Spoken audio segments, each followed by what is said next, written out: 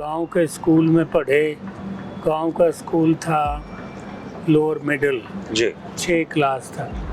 तो वहाँ से हमने की वो उस वक्त सारे पंजाब में नाम था उस स्कूल का, लेकिन वहाँ पढ़ाई का माहौल कुछ बहुत अच्छा नहीं था। मेरी वहाँ 3rd डिवीज़न आई। अच्छा। डॉक्टर स्वरूप सिंह तो चले गए कुरुक्षेत्र। हाँ, मैं यहाँ पे एक थोड़ा आपको रोक रहा हूँ। नमस्कार दोस्तों 1982 में रोहट हलके के विधायक बने थे डॉक्टर भीम सिंह दैया जी, और हरियाणा में एक बहुत ही चर्चित किताब है जिसका नाम है पावर पॉलिटिक्स ऑफ हरियाणा। इसके अलावा कुरुक्षेत्र यूनिवर्सिटी के वाइस चांसलर भी डॉक्टर भीम सिंह दैया जी रहे हैं, और आज डॉक्टर भीम सिंह दैया जी हमारे साथ हैं। 84 साल की डॉक्टर साहब की उम्र हो चुकी है, और आज भी इनके लिटरेचर के बनाए वीडियो को सुनकर पाकिस्तान में भी लोग एमए करते हैं। हरियाणा की राजनीति के बहुत सारे पहलू डॉक्टर भीम सिंह दैया की आंखों के सामने से गुजरे हैं, चाहे वो हरिद्वारी लाल जी हों, चाहे चौधरी बंसी लाल जी हों, चाहे चौधरी देवीलाल जी हों, चाहे चौधरी चरण सिंह जी हों। डॉक्टर साहब ने एक बहुत लंबा अरसा हरियाणा के पॉलिटिक्स का देखा है, तभी शायद वो ये किताब लिख पाए हैं। और इनसे आज हम जानेंगे हरियाणा की पॉलिटिक्स के बहुत रोमांचक किस्से। सबसे पहले तो डॉक्टर साहब आपका स्वागत है हरिभूमि टीवी पर। धन्यवाद। और ये किताब मैंने बहुत टाइम पहले पढ़ ली थी हरियाणा की। तो सबसे पहले तो आप हमारे दर्शकों को ये बताइए कि आप कहाँ से संबंध रखते हैं, थोड़ा अपना पारिवारिक बैकग्राउंड और कहाँ आपका जन्म हुआ, शिक्षा दीक्षा कहाँ पे आपकी हुई। मेरा गांव है सिलाना, रोहतक में था उस वक्त, आज सोनीपत जिला है वो। और मैं किसान का बेटा, हमारे ज़मीन थी। पिताजी हमारे गुजर गए थे जब मैं छोटा था, मुझे तो याद भी नहीं। अच्छा। 2 साल का हूँगा जी। तो माँ ने ही पाला पोसा। 2 बहनें थी और एक मैं था, मैं सबसे छोटा था। तो मैं जब, मुझे तो याद ही नहीं, बहुत छोटा था, 2-1 साल का, तो फादर की डेथ हो गई। तो गांव के स्कूल में पढ़े। गांव का स्कूल था लोअर मिडिल जी 6 क्लास था। उसके बाद क्योंकि वहाँ इंग्लिश नहीं होती थी, 1 साल English only Jat high school Rohtak से की। अच्छा। उसके बाद 7th में एडमिशन मिला तो खरखोदा होता था डिस्ट्रिक्ट बोर्ड का स्कूल जी। तो उसमें 7th और 8th की। वहाँ हिंदी भी पढ़नी पड़ती थी, मुझे हिंदी कुछ कम आती थी जी। और शास्त्री जी मारते भी थे।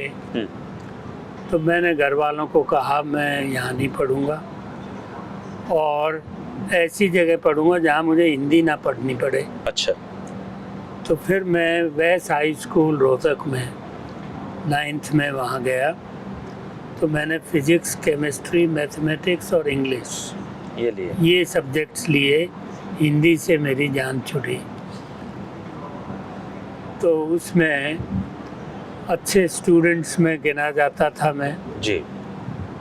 यहाँ तक कि जो हमारा टीचर था, कोई गलती होती तो हर गलती पे एक बेंच लगता था हाथ पे, मुझे कभी नहीं लगा। एक दिन बाई चांस कोई गलत जवाब मैंने दे दिया। उनको धर्म संकट हुआ, भाई इसको मारे कैसे, कभी मारा नहीं। तो चुपके से मेरे कान में आके पूछता है चौधरी गांव गया था? मैं कहा हाँ जी, संडे इतवार को गया था। तो उसने फिर मारा नहीं, और जो बाकी थे जिनकी गलतियाँ उनको भी नहीं मारा। हाँ भाई, बराबर। हाँ, कि नहीं तो ये क्या कहेंगे भाई, इसको क्यों छोड़ दिया जी। तो वहाँ से हमने की वो उस वक्त सारे पंजाब में नाम था उस स्कूल का, बहुत ही अच्छा माना जाता था पढ़ाई के लिए जी। वहाँ से करके 1st डिवीज़न थी मेरी, अच्छी गुड 1st डिवीज़न। तो फिर कॉलेज में गए तो वहाँ गांव में ही आ गए। जो चौधरी रणधीर सिंह होते थे, MP भी रहे सोनीपत से, तो वो उन दिनों कॉलेज के जनरल सेक्रेटरी थे, तो मेरे कज़िन पे दबाव डाला कि इनको यहाँ दाखिल कराओ हमारे स्कूल में, नहीं कॉलेज में अच्छे स्टूडेंट्स आने चाहिए। तो मैंने फिर एफएससी में वहाँ CRA कॉलेज सोनीपत में admission। सोनीपत चले गया। लेकिन वहाँ पढ़ाई का माहौल कुछ बहुत अच्छा नहीं था। मेरी वहाँ 3rd डिवीज़न आई, अच्छा, ज़िंदगी में पहली बार ही एफएससी में 3rd। फिर मैंने कहा कज़न को कि मैं यहाँ नहीं पढ़ूँगा, अच्छे कॉलेज में। तो फिर मैं जाट कॉलेज रोहतक में कभी अच्छे कॉलेजों में से BSc में बेस्ट कॉलेज। उस वक्त आप यकीन नहीं करेंगे, जो आज यूनिवर्सिटीज़ में भी नहीं हैं ऐसे टीचर थे। हमारा फिज़िक्स का टीचर था डॉक्टर सुब्रमण्यम, जो कि मद्रास से था, और केमिस्ट्री के थे डॉक्टर रफेल जी, जो केरला से थे। अच्छा, इतनी दूर दूर से यहाँ। और PhD उन दिनों में कोई कॉलेज में सुना नहीं था PhD क्या होती है, वो डॉक्टर थे। और तीसरा था मैथमेटिक्स के डॉक्टर गिरवत, यूपी से थे जी, वो भी डॉक्टर थे, वो मैथमेटिक्स के थे। और इंग्लिश के थे ये फिर बाद में जलंधर चले गए थे, उनकी किताबें पढ़ी जाती थी सारे पंजाब में। OP मोहन। ये कौन से साल की बात कर रहे हो आप? ये मैं बात कर रहा हूँ 58 से 60। 58 से 60। तब मैंने BSc की। जी। तो 60 में पंजाब में फ्लड्स आए थे बहुत बुरी तरह।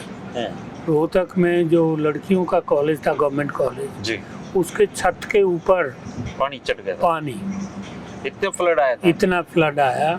तो हम सब स्टूडेंट्स, टीचर्स, वो नहर टूट गई थी, वो जो बड़ी नहर है, हाँ, तो उसको बंद करने के लिए हम सब सर पे बोरे उठा उठा उसके मिट्टी के डालते थे वहाँ, तब वो कई दिन में जाके रुका। अच्छा। तो बचा वो। लेकिन वो फ्लड्स का नतीजा ये हुआ कि पंजाब यूनिवर्सिटी का रिजल्ट उस साल जाके कहीं अक्टूबर में आया। अक्टूबर में आया। एडमिशन्स तो जुलाई में हो जाते हैं। तो मेरा एडमिशन एश्योर हो गया था BHU में, बनारस हिंदू यूनिवर्सिटी में, इसमें फिजिक्स में। तो वहाँ लेकिन ये रिजल्ट ना आके दे, वो एडमिशन तो उन्होंने एश्योर कर दिया कि आप, क्योंकि टेस्ट में हो गया था मेरा, लेकिन रिजल्ट नहीं आया अक्टूबर तक। क्लासेस तो जुलाई में शुरू होगी, तो वो साल हमारा खराब हो गया। हाँ। तो उसमें फिर लोग कहने लगे खाली क्यों बैठते हो, आप कुछ कर लो। तो अपने कॉलेज में वहाँ CRA कॉलेज सोनीपत में डेमोन्स्ट्रेटर लग गया मैं। अच्छा, पहली नौकरी। हाँ, फिजिक्स केमिस्ट्री के प्रैक्टिकल्स कराता था। तो उसमें तो कुछ ज़्यादा टाइम नहीं लगता, कॉलेज टाइम में प्रैक्टिकल्स करा दिए, घर आके करने को कुछ था नहीं जी। तो मैं नावल्स पढ़ने लग गया, शौक किया। तो वो मुझे बहुत अच्छे लगे। मैंने कहा अभी फिजिक्स केमिस्ट्री में क्या रखा है, ये तो यही करते हैं। तो मैंने फिर MA इंग्लिश में एडमिशन लिया। तो MA इंग्लिश की कुरुक्षेत्र यूनिवर्सिटी से पहले गया था मैं दिल्ली, वहाँ भी एडमिशन हो गया था। लेकिन कुछ दिन बाद पता चला कि डॉक्टर स्वरूप सिंह तो चले गए कुरुक्षेत्र। हाँ, मैं यहाँ पे एक थोड़ा आपको रोक रहा हूँ। हाँ जी। हरियाणा की राजनीति में बहुत कम लोगों को जानकारी है कि डॉक्टर स्वरूप सिंह नाम की एक शख्सियत हरियाणा से हुए हैं। बोलो। बहुत कम लोगों को ये जानकारी है, और आज के दौर के लोगों को तो बिल्कुल नहीं है। तो सबसे पहले तो आप मुझे डॉक्टर स्वरूप सिंह के बारे में बताइए, आपका उनसे कैसे परिचय हुआ? देखिए, वो सांगी गांव से, अच्छा, एक छोटे किसान के बेटे थे। यहाँ तक के फीस भी देने को पैसा नहीं होता, उनके पास नहीं होता। हाँ। तो लेकिन पढ़ने में बहुत होशियार। गांव से जाट हाई स्कूल रोहतक आए, वहाँ से स्कूल करके दिल्ली यूनिवर्सिटी में आए, उनके फादर इधर उधर से मदद लेके एडमिशन करा दिया और दिल्ली से ही बीए किया, पहले बीए ऑनर्स इंग्लिश, अच्छा, और फिर इंग्लिश एमए में यूनिवर्सिटी में फर्स्ट रहे, वो फर्स्ट क्लास फर्स्ट। गांव का लड़का, वो भी दिल्ली यूनिवर्सिटी, टॉप की यूनिवर्सिटी इंडिया में, तो उसमें फर्स्ट रहे। तो उसी बेसिस पे फिर उन्होंने ट्राई किया कि इंग्लैंड से पीएचडी करूं इंग्लिश। अच्छा, इंग्लैंड से पीएचडी उससे? हाँ। तो लंदन यूनिवर्सिटी में उनको एडमिशन मिल गया और उन दिनों ये फेलोशिप्स वगैरह होती नहीं थी जी, बाद में तो हो गई हमारे वक्त। तो सवाल आया कि भी कैसे फिर अफोर्ड करें, पैसा कहाँ से। तो इनके फादर ने कहा भी देखो ये 4-5 किले हैं, इन्हें बेच दे और क्या करें हमने, पढ़ना तो है। हाँ। तो वो बेच के और फिर ये पानी के जहाज से, उन दिनों तो लंदन वही थे, लंदन गए, वहाँ से एमए की और वापस दिल्ली यूनिवर्सिटी में हिंदू कॉलेज में लेक्चरर लग गए। अच्छा, हिंदू कॉलेज में पढ़ाया 2-1 साल। तो हरद्वारी लाल इधर क्रोडीमल कॉलेज में प्रिंसिपल थे। अच्छा, तो उन्होंने इनके बारे में सुना भी ऐसे ऐसे हैं, बहुत विद्वान आदमी है। हाँ। तो उन्होंने कहा कि यहाँ आ जाओ, हम वाइस प्रिंसिपल बना देते हैं। कहते ठीक है। तो इन्होंने यहाँ ज्वाइन कर लिया, वाइस प्रिंसिपल रहे। फिर हरद्वारी लाल जब चले गए वहाँ कुरुक्षेत्र, तो इनको भी ले गए। तो वहाँ 1 साल ये रहे, लेकिन साल के बाद चौधरी हरद्वार लाल तो पॉलिटिक्स में चले गए, ये वापस प्रिंसिपल आ गए क्रोडीमल कॉलेज। अच्छा, क्योंकि यहाँ से छुट्टी लेके गए थे, रिजाइन नहीं किया था। तो यहाँ रहते रहे। फिर कुछ दिन बाद इनकी काबिलियत से वो वहाँ इंग्लिश डिपार्टमेंट में पढ़ाते थे, इनको प्रोफेसर का दर्जा मिला हुआ था। फिर वहाँ रेगुलर जॉब इनको प्रोफेसर की इंग्लिश की मिल गई दिल्ली यूनिवर्सिटी में डॉक्टर साहब को। हाँ। उससे फिर ये बन गए कुछ दिन बाद, कुछ साल बाद प्रो वाइस चांसलर। अच्छा, दिल्ली यूनिवर्सिटी की। फिर 1-2 साल बाद दिल्ली यूनिवर्सिटी के ही वाइस चांसलर बने। वाइस चांसलर थे। तो वाइस चांसलर के बाद इनको मौका मिला इधर पब्लिक सर्विस कमीशन। अच्छा, यूनियन पब्लिक सर्विस इसमें तो उसके पैनल में आ गई। हाँ, मेंबर बने, 6 साल पे मेंबर रहे। ऐसा भी मैंने सुना है कि वो यूपीएससी में रहते हुए उन्होंने जो रूरल एरिया के बच्चे थे उनके लिए कुछ अलग से उन्होंने प्रावधान। नहीं, उनकी मदद तो वो शुरू से, जब लेक्चरर थे क्रोडीमल कॉलेज में, फिर प्रिंसिपल रहे, इन्होंने इतना उनको इनकरेज किया, फैसिलिटीज़ दी, वजीफे दिए, जिसके पास फीस देने को नहीं फीस माफ़ की। तो देहात के जो लड़के आते थे उनकी मदद इन्होंने सबसे ज़्यादा की। और फिर जो अच्छे निकल गए पढ़ाई में, उनको यहीं दिल्ली यूनिवर्सिटी में कॉलेजेस में सबको नौकरियाँ, मैं भी उनमें से एक था। अच्छा। मुझे भी नौकरी यहाँ दी उन्होंने। इसी तरह मेरी तरह बहुत कई सौ लोगों को उन्होंने भला किया उनका। तो उसके बाद ये यूनियन पब्लिक सर्विस कमीशन के रहे। कमीशन के बाद जो है ये बन गए थे गवर्नर बने। चौधरी चरण सिंह ने बनाया इनको या चंद्रशेखर? ना, चंद्रशेखर हाँ, जनता पार्टी की सरकार। हाँ। केरला और गुजरात के गवर्नर रहे वो। हाँ, केरला के तो रहे 6 महीने जी। फिर इन्होंने शिफ्ट कर लिया गुजरात, वहाँ 5 साल पूरे रहे। राज्यसभा गए फिर? हाँ, फिर राज्यसभा जब मैं था एमएलए, तो उस वक्त हमने इनको एक को भेज सकते थे हम लोग, तो एक कांग्रेस की तरफ से गया, तो हमने इनको फिर राज्यसभा में भेजा। तो 6 साल राज्यसभा में रहे थे, फिर गवर्नर रहे। उनका देहांत कब हुआ? 3 में वो लिखा मैं, 13 या 3 में ऐसा कुछ। हाँ, 3 होगा। 3 होगा।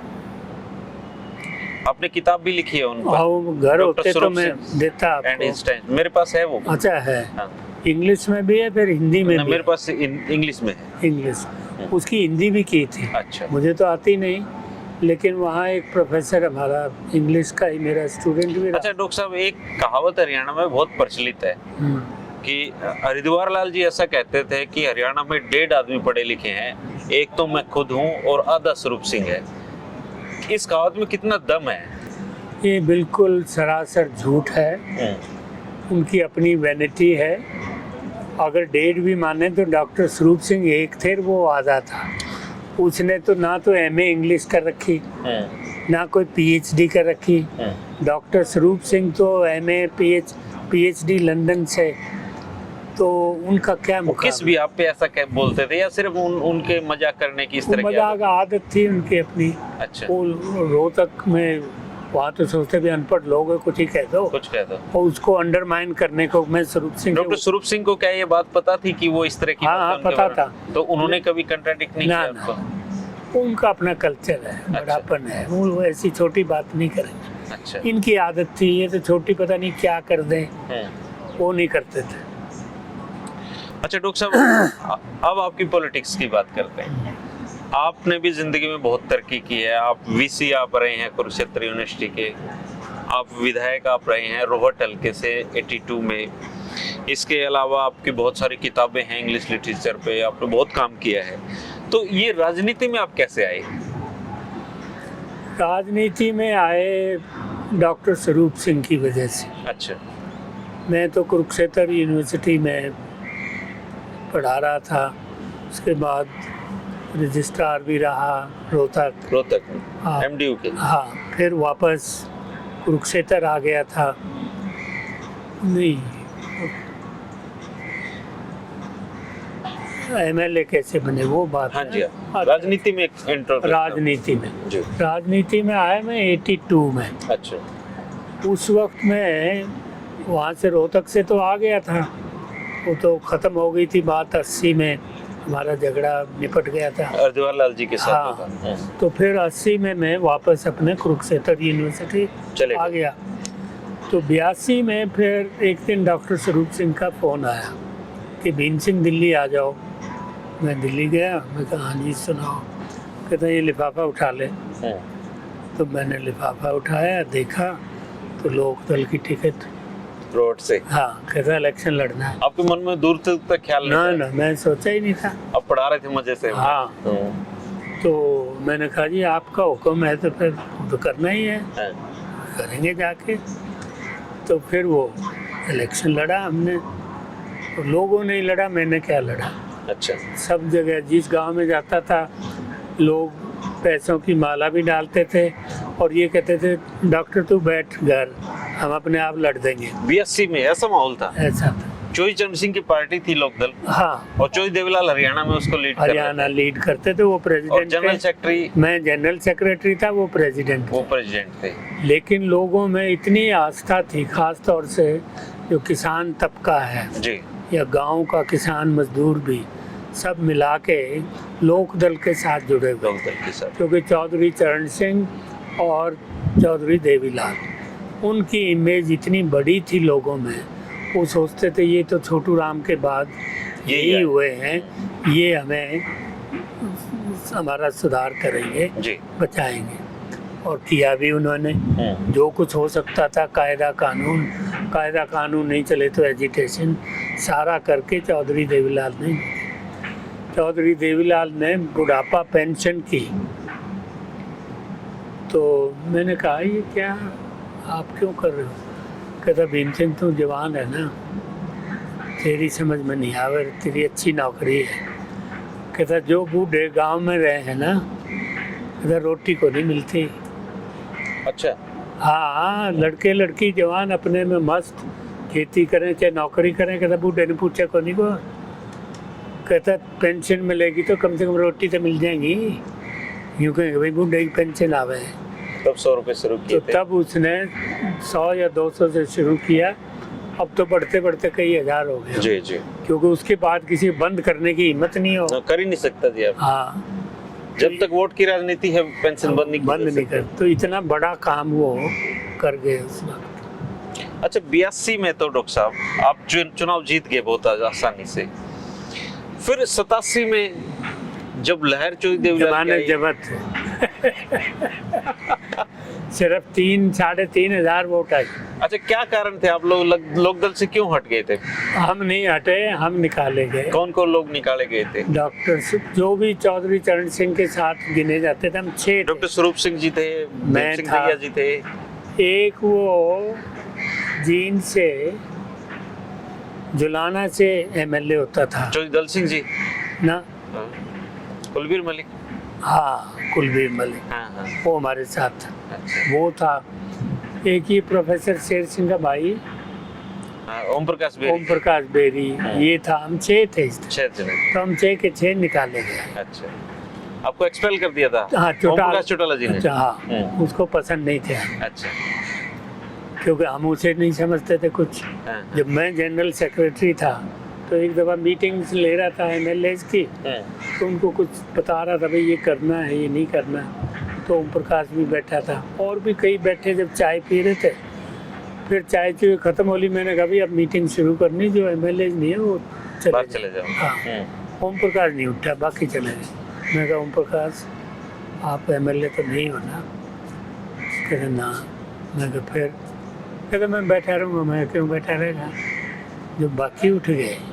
मैं कहा जाइए यार, उस बात को भूले नहीं वो, मन में बांध ली। निकाला फिर पार्टी से। अच्छा, जब ताकत उसके पास आ गई तो निकाला। 87 में फिर आपकी जमानत जब्त होगी? हाँ बिल्कुल, 3-3.5 हजार। अच्छा, उसकी तो दाढ़ी पाड़ लो चंद्रशेखर की। अच्छा, क्योंकि वोट मुझे थोड़े, उसको बोला देवीलाल और चरण सिंह के खिलाफ रहता था वो। उसको कोई पर्ची नहीं पड़ेगी, वोटर बोलते थे। जाटों को इतना गुस्सा। अच्छा, 82। अच्छा, उन दिनों तो जाटों का ये था कि और किसी की पढ़न को नहीं दे। मैं चौधरी चरण सिंह के इलेक्शन में जाता था। अच्छा, तो मेरे जिम्मे 2-4 गांव लगा रखे थे। तो मैं शाम को गया, मैंने कहा भाई वो जो हरिजनों की बस्ती थी, मैं कहा चौधरी की वोट डालना। कहता जी हमने तो डिब्बा ही नहीं देखा है आज तक। मैं कहा क्यों? कहता है चौधरी इलेक्शन से पहले दिन आते हैं कि भाई आपकी वोट चाहिए। हम के हाँ जी देंगे। बोले आ ली, फिर आपको जान की जरूरत नहीं। अच्छा, कहते फिर आप पे डाल देंगे। कहता हमने तो डिब्बा ही को नहीं देख लिया। ये हालत थी वेस्टर्न यूपी, चौधरी चरण सिंह के एरिया।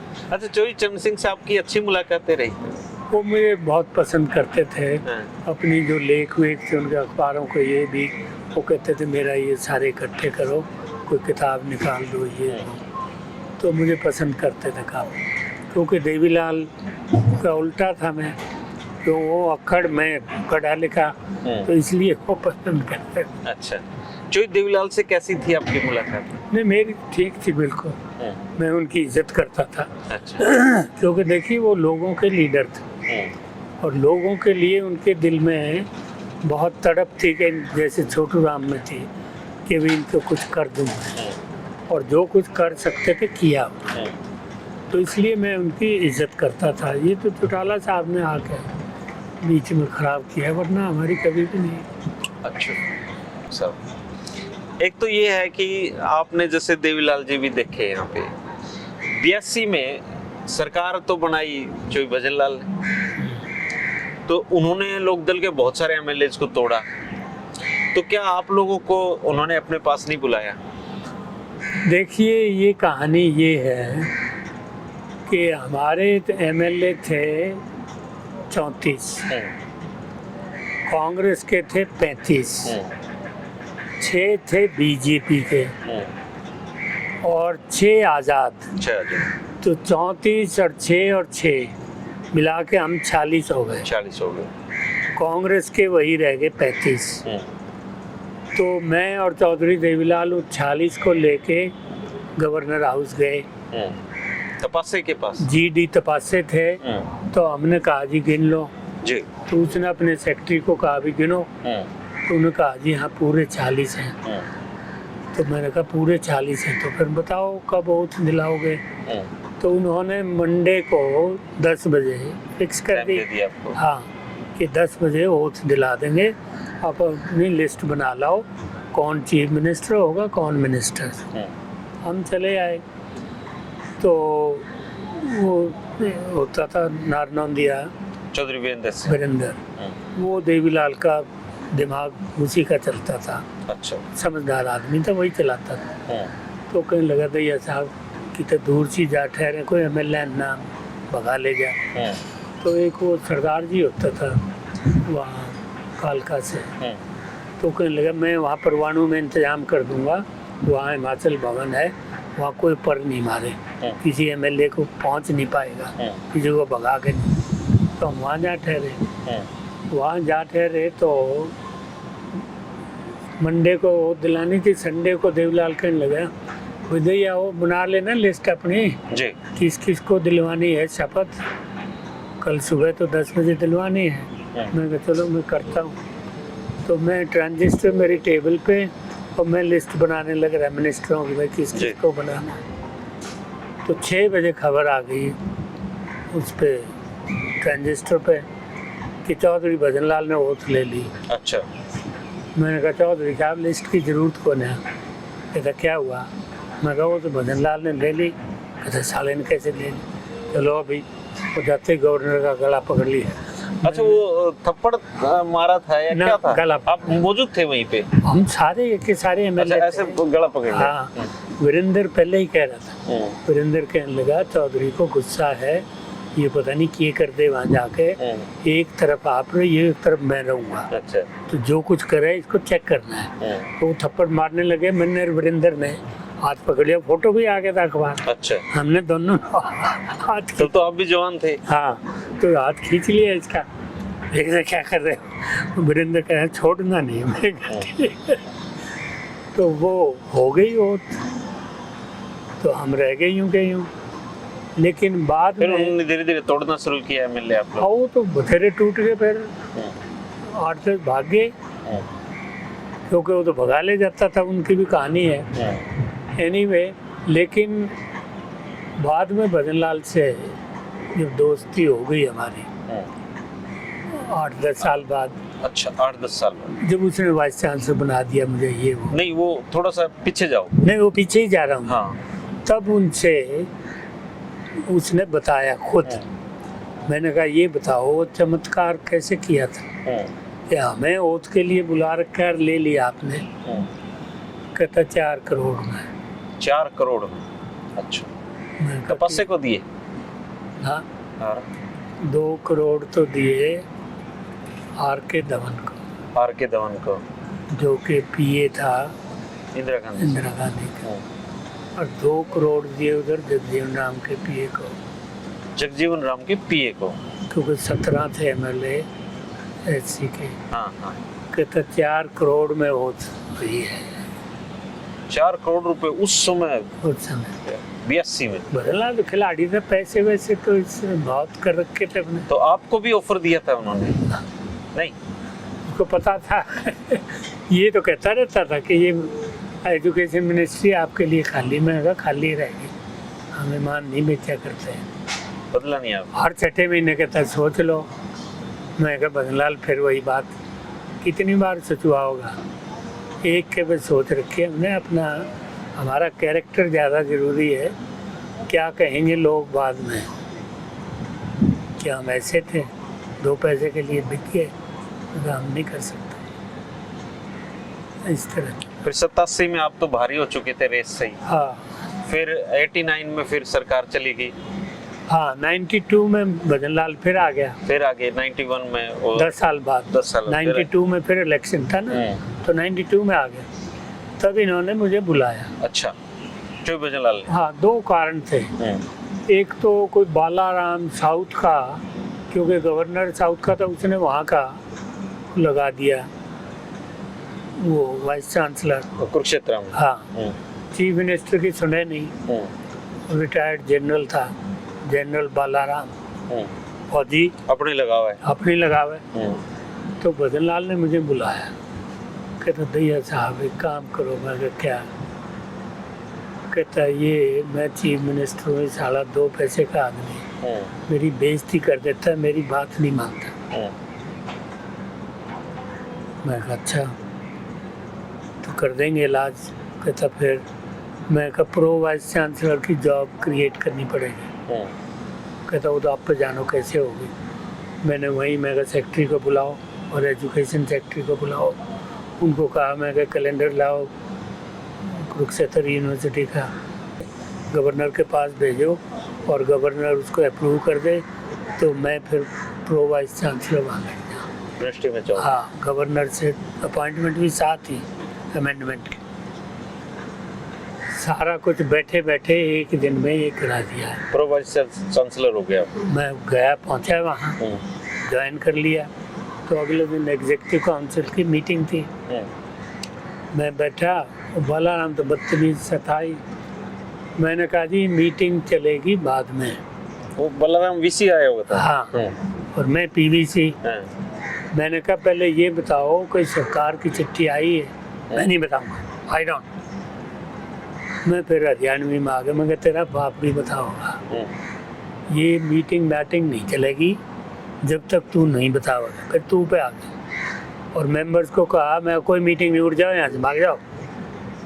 वो सब उठ गए। पता है तो हरियाणवी काम हो गया।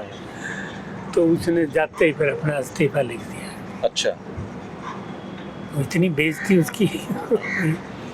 तो मैं गया, फिर गया तो फिर मैं वाइस चांसलर बन गया, प्रो वाइस चांसलर से। भजन लाल जी भी खुश हो गए। हाँ, तो उसका बदला ले लिया बदमाश से। Power politics of Haryana. हाँ, पॉलिटिक्स तो सबको पता है डॉक्टर साहब, पावर पॉलिटिक्स से आपका क्या मतलब है? देखो पावर कोई राजी खुशी तो मिलती नहीं। अच्छा, धक्के से? कोई खैरात में नहीं मिलती, तो आपको हथियाना पड़ता है। या तो इलेक्शन जीत के, कई दफ़ा इलेक्शन जीत के नहीं हो तो वैसे कोई न कोई दाव पेच करके, जैसे बनलाल ने की, ऐसे करना पड़ता है। तो इसलिए पावर की पॉलिटिक्स है, कोई शरीफ आदमी का काम नहीं है कि घर बैठे कोई दे जाएगा, पूजा कर जाएगा। वो तो पंडित जी की पूजा हो जाए। अच्छा, पॉलिटिशियन की थोड़ी कोई करेगा। और ताकत हो जब तो पता नहीं, दिमाग भी आसमान में जाता है। मैंने दिए किससे, उस वक्त जब ये बंसीलाल बनना तो देवीलाल का हक बनता था, लेकिन उसको बहका रखा था ये बबूदयाल शर्मा, कई और लोगों ने। देबर होता था मेरा ख्याल पार्टी चीफ, वीएन देबर जी। हाँ, कि जी ये जिसको सिंह लगा हो ना उसको मत बनाइए, ये जाट है सारे, और ये अपनी गुंडागर्दी लाल बना लो जी। हाँ, कोई नॉन जाट को बना दो। कहता क्या पहचान है जाट की? कहता सिंह होगा, सिंह ना हो बस। तो उनके पास तो लाल था, देवीलाल नहीं, वही तो। लेकिन देवीलाल का तो पहले ही बता रखा था ना कि इसको नहीं बनने देना, और किसी को नहीं। बाकी जाट रोहतक के, सोनीपत के सब सिंह होते हैं, तो उनको नहीं बना। तो देवीलाल ने नाम बताए, ये नो सिंह। तो फिर देवीलाल ने कहा फिर हमारे ये बंसीलाल जी को बना दो। बढ़िया हो गया तो बंसीलाल, यस लाल। तो इस तरह बंसीलाल को बनवाया। उनके तो काफी किस्से हैं कि गुजराल जी भी कहते हैं कि हम मैंने बनवाया, नंदा जी कहते हैं कि मैंने बनाया, पंडित भगवदयाल जी कहते हैं मैंने असल तो बने न्यू। हाँ। वो किसी की नहीं मान रहा था। खैर ये मदद करने में थे ही है, लेकिन वो मान नहीं रहा था। ये तो फिर अच्छा, देवीलाल ने ये चाल, आप चूंकि दैया हो। एक और बताऊं मैं इससे रिलेटेड। देवीलाल ने सोचा कि ये बंसीलाल मैंने बनवाया है, तो एक दिन चंडीगढ़ से दिल्ली जा रहे थे, देवीलाल भी साथ बैठा। अच्छा, तो वो अपने लगा समझाने में, सोचा नया चीफ मिनिस्टर है कि बंसी ऐसे मत करना, वैसे मत करना। अब बंसीलाल किसी की सुने, ये मुरथल के आसपास कार आली, जो उसको ड्राइवर का रोक रहे, रुकवा के कहता नीचे उतर जा। लिखा है, सच्ची बात है जी। इसमें लिखा हुआ मैंने, ये सच्ची, झूठ थोड़ा लिखूंगा मैं। तो देवीलाल जी को नीचे उतार दिया। हाँ, सड़क पे खड़ा रहा। 2 घंटे बाद बस आई, तब बैठ के गया। ये मैंने किससे लिखे हुए हैं, तो झूठे थोड़े लिखूंगा मैं। ये तो खुद जानी हुई बातें हैं। अच्छा डॉक्टर साहब, आप तो चूंकि जाट पॉलिटिक्स को भी समझते हैं, और आपने किताब में एक जगह लिख रखा है कि जाटों के हाथ से जब सत्ता चली जाती है तो वो तब तक उसके पीछे पड़े रहते हैं जब तक दोबारा हासिल नहीं हो जाती है। अचानक के मैंने क्यों खुराफात करेंगे, है ना, मतलब टिक के नहीं बैठ सकता जाट। तो चौधरी गांव में देखो ना, और किसी ने मानना है अपने बराबर, ब्राह्मण हो कोई हो, लेकिन अपने बराबर को नहीं मानना है।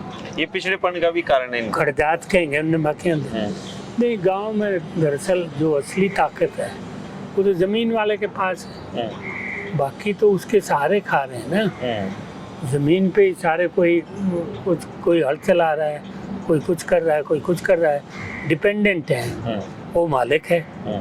तो इसलिए उसमें टॉर तो ठीक है, क्योंकि उसके बिना गुजारा को नहीं किसी का भी।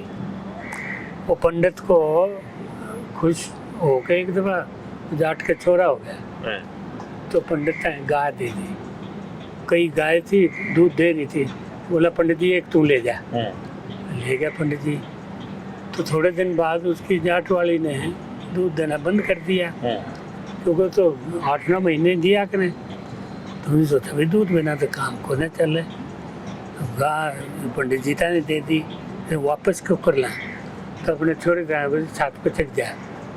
तो उसकी छात पर चढ़ गया तो पंडित जी कहते कौन है। कहता अच्छा ही हम कौन हो गए, कल तो गाय दी थी, खोल यार छोरे। बहाना चाहिए। जाट तो फिर ये करे, राजी खुशी ना धींगा मस्ती तो करेगा। अच्छा जो भजनलाल जैसे थे, उन्होंने पॉलिटिक्स तो हमेशा नॉन जाट की, और वो लेकिन वो थे तो मंजू गोद के जाट, सबको पता है ये बात। उनका पंथ था बिश्नोई। हाँ। और उन्होंने बताते हैं कि शुरुआत में हरियाणा के जाटों को ये समझाने की कोशिश भी की कि भाई मैं तो मंजू हूँ जाट, लेकिन वो मानने कौन है। लेकिन माने नहीं। उन्होंने इसलिए मजबूरी में पॉलिटिक्स नॉन जाट की। लेकिन मैं आपसे ये समझना चाह रहा हूँ कि क्या उनके मुख्यमंत्री बनने के बाद हरियाणा के जाट खुश थे अंदर ही अंदर? ना, नहीं थे। ये वीरेंद्र सिंह सुरजेवाला दोनों उसके खिलाफ रहते थे। अच्छा। क्योंकि वो अपना हक समझते थे कि हम बनने चाहिए थे, और ये अकेला बिश्नोई कितने बन गया। जाटों के 30 MLA रहे। तो वो भी कतराता था। जब मैंने ये 2 यूनिवर्सिटियां बनाई, सरसार हिसार की। अच्छा। जब मैं वाइस चांसलर था, पहले मैं रीजनल सेंटर बनाए उनको, कुरुक्षेत्र यूनिवर्सिटी के, हिसार भी और सिरसा भी रीजनल सेंटर। तो सिरसा वाली तो जो देवीलाल के नाम पे रखे हैं। अभी बता, UGC से अप्रूव कराया। अच्छा, ये आपकी बनाई यूनिवर्सिटी है? पहले रीजनल सेंटर बनाए, फिर मैंने दोनों को यूनिवर्सिटी बनवाया। अच्छा। जब मैं वाइस चांसलर था तभी बनी थी दोनों। अच्छा। तो फिर नाम की बात आई, तो चौटाला कहने लगा कि इसका तो देवीलाल पे रख दो। मैंने कहा ठीक है। मैंने फिर नाम रख के सारा अप्रूव करवा लिया, असेंबली से भी, UGC से। फिर आई हिसार की बात, तो मैंने भजनलाल को कहा, मैं कहा आप तो जिंदा हो, देवीलाल तो रहे नहीं, इसलिए उनके नाम से होगी, तो आपके नाम से तो हो नहीं सकती। तो आपके जो गुरु थे जम्बेश्वर, उनके नाम से कर देते हैं। कहता ये जाट मिनिस्टर को नहीं मानने। मैं कहा बस ही चाहे मर्द माने चाहे, मैं यही शब्द कहे। मैं कहा चीफ मिनिस्टर हो।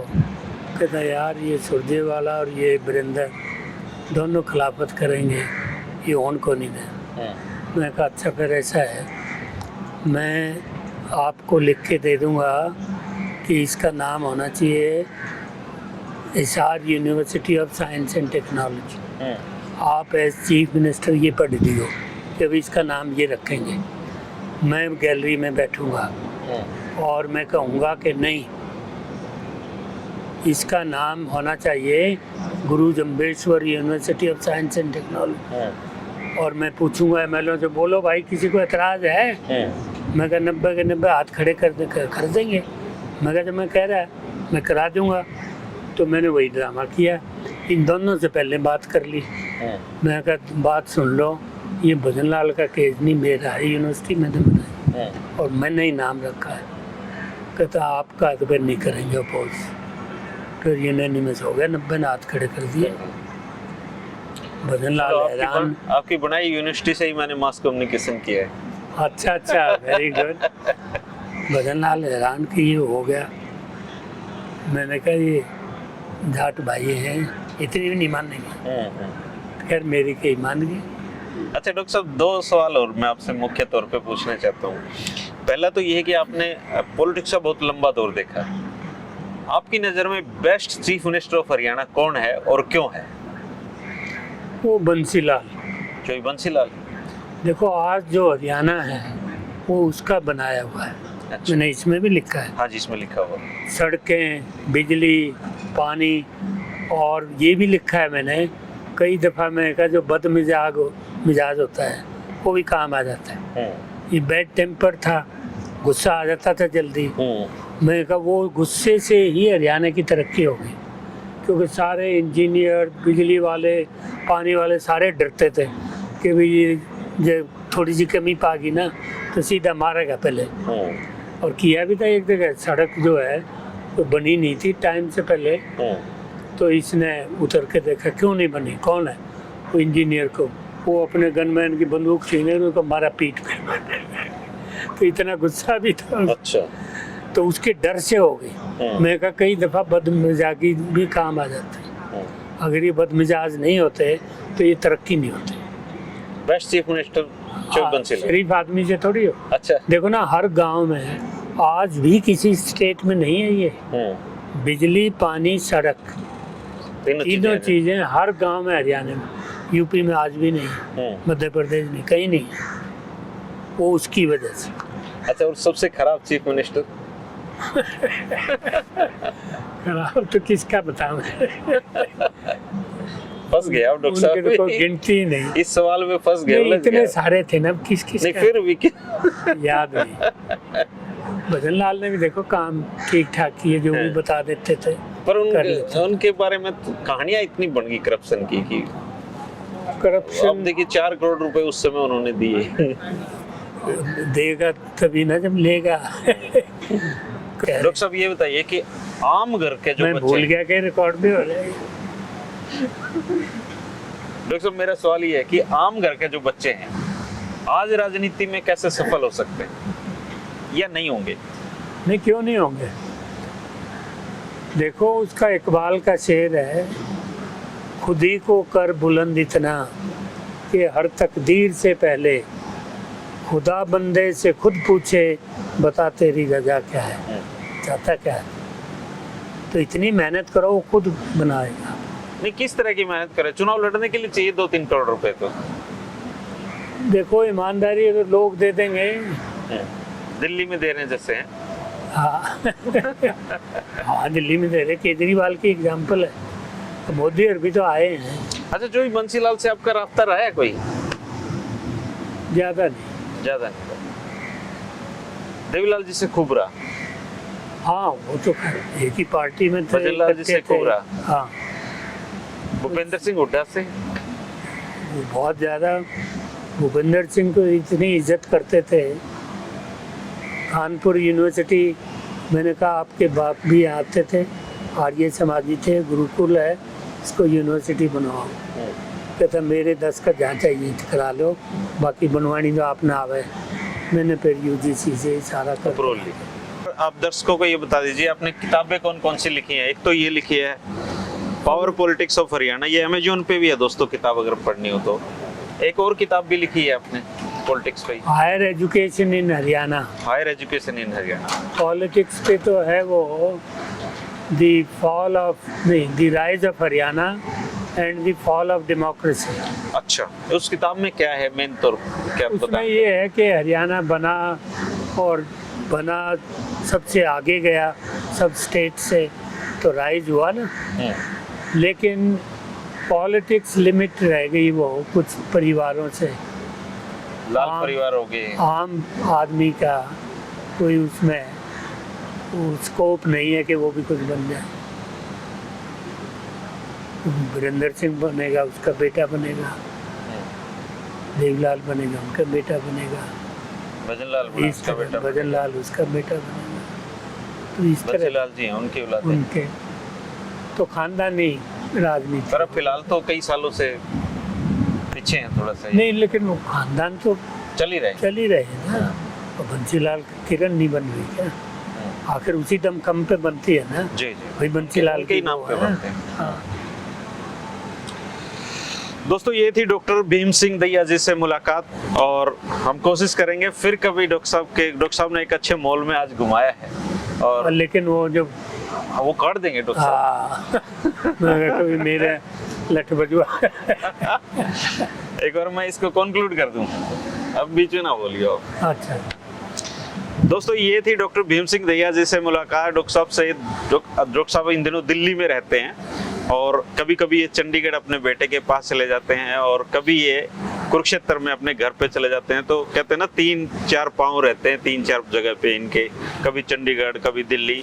तो मुझे मुलाकात का मौका मिला है दिल्ली में, और ये खूबसूरत सा एम्बियंस मॉल है, इसके बाहर हम बैठे हुए हैं। डॉक्टर साहब से पॉलिटिक्स की खूब सारी बातें की हैं। कोशिश करेंगे 1-2 मुलाकातें और डॉक्टर साहब से हो जाएं और कुछ बची हुई चीज़ें दें। अगर आपके कोई सवाल डॉक्टर साहब से हो तो आप कमेंट करके पूछ सकते हैं, मैं डॉक्टर साहब से उनके जवाब लेकर दूंगा। राजनीति की बातों का सिलसिला दोस्तों यूं ही चलता रहेगा, मुलाकातें होती रहेंगी। शुक्रिया, नमस्कार। डॉक्टर साहब धन्यवाद आपका।